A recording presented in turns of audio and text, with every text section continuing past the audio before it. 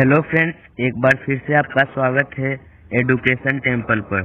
आज हम लोग क्लास 9 चैप्टर 1 का पार्ट 6 लेकर आए हैं। यह हमारा इस चैप्टर का लास्ट वीडियो होने वाला है। इस चैप्टर के बाकी वीडियोस मैंने एडुकेशन टेम्पल चैनल पर अपलोड कर दिया है, आप उन वीडियोस को जाकर देख सकते हैं। का वीडियो शुरू करते हैं। आज हम लोग पढ़ेंगे लॉ ऑफ एक्सपोनेंट। सबसे पहले आप दो टर्म्स को समझ लीजिए, a to the power n। इस n को एक्सपोनेंट बोला जाता है, इस n को एक्सपोनेंट बोला जाता है और इस a को बेस बोला जाता है। एक्सपोनेंट को हम एक और नाम से जानते हैं जो कि है पावर। तो आइए इसके कुछ रूल हैं उसको समझते हैं। सबसे पहला है same base but different exponent. वैसे नंबर्स जिनके बेस सेम हो लेकिन उनका जो एक्सपोनेंट है वो डिफरेंट हो।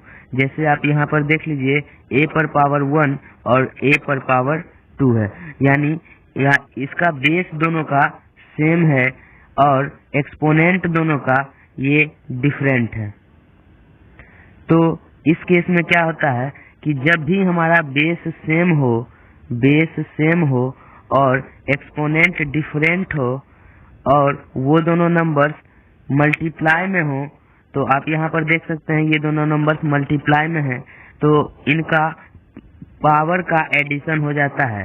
तो बेस हमने वही रख दिया a और पावर को हमने ऐड कर दिया। तो ये रूल है पहला।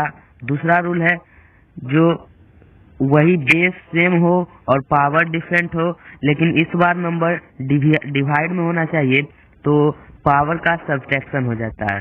मतलब बेस सेम हो और एक्सपोनेंट डिफरेंट हो तो और अगर नंबर मल्टीप्लाई में हो तो पावर का एडिशन हो जाता है, और अगर नंबर डिवाइड में हो तो पावर का सब्ट्रैक्शन हो जाता है। तो ये रूल हम दोनों समझ चुके हैं। अब आगे बढ़ते हैं। तो दूसरा रूल है एक्सपोनेंट सेम हो और डिफरेंट बेस हो।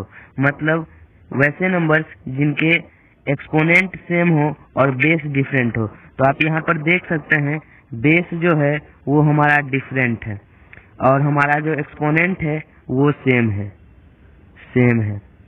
तो इस केस में क्या करते हैं, हम अपने बेस को मल्टीप्लाई करके एक्सपोनेंट को एक बार ही लिख देते हैं।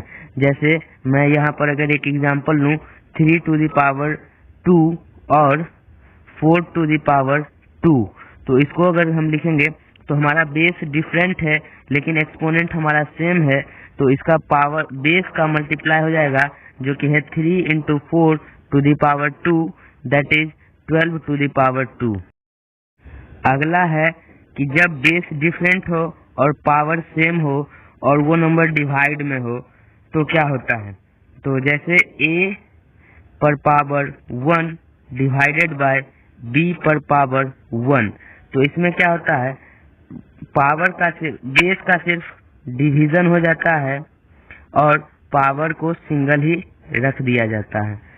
और अगर इसको हम उल्टा भी लें तो अगर हमको इस फॉर्म में दिया हुआ है तो हम इसको अलग अलग लिख सकते हैं जो कि a पर पावर 1 डिवाइडेड बाय b पर पावर 1। तो उम्मीद करता हूँ आप लोग समझ रहे होंगे। चलते हैं अगले लॉ की तरफ जो कि है हैविंग ओनली वन बेस।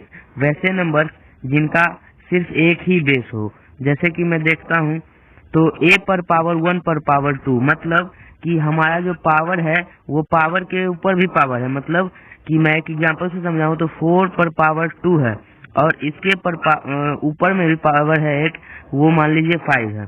तो इसमें क्या होता है कि इन दोनों पावर्स का मल्टीप्लाई हो जाता है। तो क्या होगा 4 और 5 टू द 10, तो 4 पर पावर 10।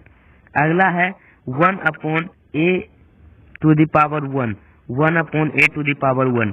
तो आप ये समझिए कि जब भी नीचे में हो, कोई नंबर नीचे में हो और उसका पावर दिया हुआ हो, तो अगर हमको ऊपर करना है तो पावर का साइन सिर्फ चेंज हो जाता है। जैसे यहाँ पर पावर है 1 जो कि है पॉजिटिव में, तो अगर हमको ऊपर लाना है तो ये हो जाएगा a पर पावर -1। अगर हमको इसको फिर से नीचे ले जाना है तो इसका पावर चेंज हो जाएगा a पर पावर 1।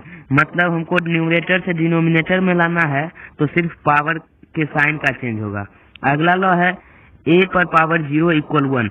कोई भी नंबर हो उसका पावर अगर 0 है तो वो 1 होगा। जैसे 3 पर पावर 0 इक्वल 1, 4 पर पावर 0 इक्वल 1, 5 पर पावर 0 इक्वल 1। मतलब कोई भी नंबर हो उसका पावर अगर 0 दिया हुआ है तो उसका वैल्यू 1 होता है। तो आइए इससे रिलेटेड कुछ क्वेश्चंस को सॉल्व करते हैं। तो पहला है 3 to the power 9 into 3 to the power 6। तो यहाँ पर बेस सेम है और पावर डिफरेंट है। तो मैंने आपको बताया था पावर का एडिशन हो जाता है। तो यहाँ हो जाएगा 9 + 6 जो कि 3 टू द पावर 15। अगला है 4 टू द पावर 8 और 4 टू द पावर 1। तो यहाँ भी बेस सेम है और पावर डिफरेंट है तो पावर का एडिशन हो जाएगा 4 टू द पावर 8 + 1। तो यहाँ से आएगा 4 टू द पावर 9। और कुछ क्वेश्चंस को सॉल्व करते हैं। तो है 6 to the power 5 divided by 6 to the power 3।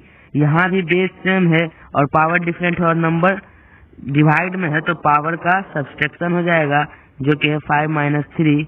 तो 6 टू द पावर 2। अगला है पावर, यहाँ भी पावर डिफरेंट है और बेस सेम है और डिवाइड में है नंबर तो पावर का सब्ट्रैक्शन हो जाएगा 5 - 2। तो 5 - 2 8 टू द पावर 3।